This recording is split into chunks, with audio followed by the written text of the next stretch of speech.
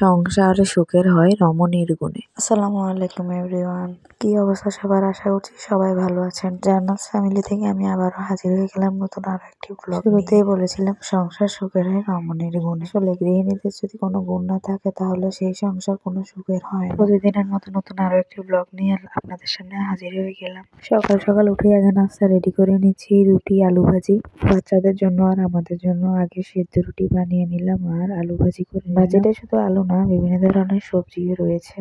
তারপর এখানে ভাইয়ের জন্য কাঁচা কায়ের রুটি বানাচ্ছি। উনি সেদ্ধ রুটি খেতে চায় না, তাই ওনার জন্য কাঁচা কায়ের রুটি বানানো লাগে। কাঁচা কায়ের রুটিটাই বেশি ভালো লাগে আমার কাছে। আপনাদের কার কাছে কেমন লাগে কমেন্ট করে জানাবেন। কাঁচা কায়ের রুটিগুলো একটু বড় হয়, একটি খেলেই পেট ভরে যায়। আমার হাজবেন্ডও কাঁচা কায়ের রুটি বেশি পছন্দ করে। এই রুটিগুলো একটু পাতলা হলে, একটু মচমচ করে ভাজলে বেশি মজা লাগে। কোন কোন জেলায় এই রুটিটা খায় আমাকে কমেন্ট করে জানাবেন। তারপর এই যে রুটি বানানো শেষ, এখন ছেঁকে নিচ্ছি। এই রুটিগুলো একটু চাপ দিয়ে ছেঁকতে হয়, যেহেতু কাঁচা কায়ের তাই কাঁচা থাকার সম্ভাবনা বেশি থাকে, তাই চেপে চেপে করলে কাঁচাটা ভাজা হয়ে যায়। তো এই যে ভাইয়ার নাস্তা রেডি, রুটি আলু ভাজি ভাইয়াকে দিয়ে আসলাম। এইদিকে আমি মাছগুলো মেখে নিচ্ছি ভাজার জন্য। আমরা সবসময় তরকারির সাথে মাছগুলো ভেজেই খাই বেশি। মাছ ভেজে খেলে অনেক মজাও লাগে খেতে, ফ্লেভারটাও ভালো আসে। কাঁচা মাছ দিয়ে তরকারি রান্না করলে মাছের একটা গন্ধ লাগে। একটু ভেজে রান্না করে বাচ্চারাও পছন্দ করে খেতে, তবে বেশি কড়া ভাজা নয়, একটু হালকা ভাজা করে নেব। তারপরে যে তেলে আমার সব মাছ দেওয়া শেষ, আর একদিকে আমি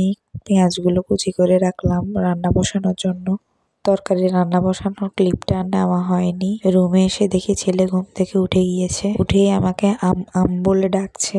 বাপের মতো ঘুম থেকে উঠেই হাত পাগুলোকে সোজা করে নেয়। সারাদিন কষ্ট করে মায়েরা, আর বাচ্চারা হয় বাবাদের মতোই। তারপরে দেখতে অনেক ভালো লাগে। ওদের কোনো ডিএনএ টেস্ট লাগবে না, ওদেরকে এসব দেখে বোঝা যায় ওরা বাবা ছেলে। তারপরে এই যে আমার তরকারির জন্য মাছগুলো কষতে দিয়েছি, আর এদিকে গুলোকে ভিজিয়ে রেখেছিলাম পানিতে, যদি কোনো পোকা টোকা থাকে বের হয়ে যাওয়ার জন্য। এদিকে ছেলে অনেক কান্নাকাটি শুরু করছিল। মিহিও আজ স্কুল যায়নি, তাই মিহিকে বললাম বাবু সাইকেলটা নিয়ে উঠোনে বাবুর সাথে একটু খেলা করার জন্য, আর আমি ওদের খেলার একটা ক্লিপ নিয়ে নিলাম। তো এর ফাঁকে আমি আমার রান্না বান্না শেষ করে নেব। মাছগুলো কষানোর পর এবার মাছ তরকারি দিয়ে তরকারিতে পানি দিয়ে দিয়েছি, আর এক পাশে কুমড়ো ভাজি করছি। আপনাদের কারো কাছে যদি আমার ভিডিওগুলো ভালো লেগে থাকে তাহলে অবশ্যই আমার ইউটিউব চ্যানেলটিকে সাবস্ক্রাইব করে দিবেন, আর ফেসবুক পেজ থেকে দেখলে ফলো দিয়ে দিবেন। আপনাদের সাপোর্ট থাকলে কিন্তু আমার আগ্রহটা আরো বেড়ে যাবে। এই যে রান্না বান্না প্রায় শেষ পর্যায়ে, এখন কিচেন রুম পরিষ্কার করে ফেলবো। রান্না করতে গেলে এরকম সবকিছু ছিটিয়ে ভিটিয়ে যায়। তারপর রান্না শেষে যখন সবকিছু পরিষ্কার করি মনটাও অনেক ফ্রেশ লাগে, দেখতেও অনেক ভালো লাগে। তো